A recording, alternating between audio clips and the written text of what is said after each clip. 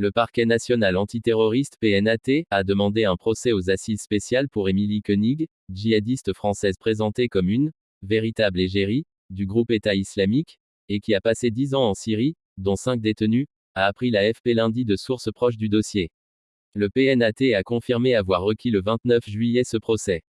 Selon des éléments de son réquisitoire définitif obtenu par l'AFP, le PNAT reproche à cette femme née en 1994 à Lorient d'être sciemment restée sur place pendant les pires exactions de l'EI en zone irako-syrienne, et d'y avoir agi comme recruteuse, entremetteuse et propagandiste. Après une radicalisation progressive, Émilie Koenig, aujourd'hui âgée de 40 ans, était partie en Syrie en 2012, sans ses 2 enfants nés en France, pour rejoindre un homme épousé religieusement, issu d'une filière djihadiste nîmoise, et tué par la suite dans une offensive de l'EI. Sur place, elle a 3 autres enfants nés en 2015 et 2017, répondant au projet social et démographique prôné par l'EI, selon le parquet.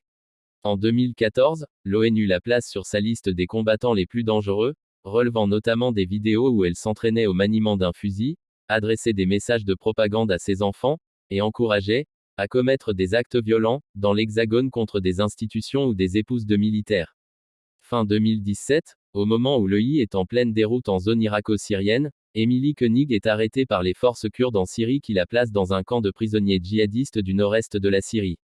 Rencontrée par l'AFP dans le camp de ROJ en avril 2021, soit 3 mois après le départ de ses enfants vers la France où ils ont été placés, elle disait vouloir reprendre une vie professionnelle et récupérer ses enfants, exprimer des regrets, tout en imaginant échapper à la prison, car elle n'aurait pas de sang sur les mains.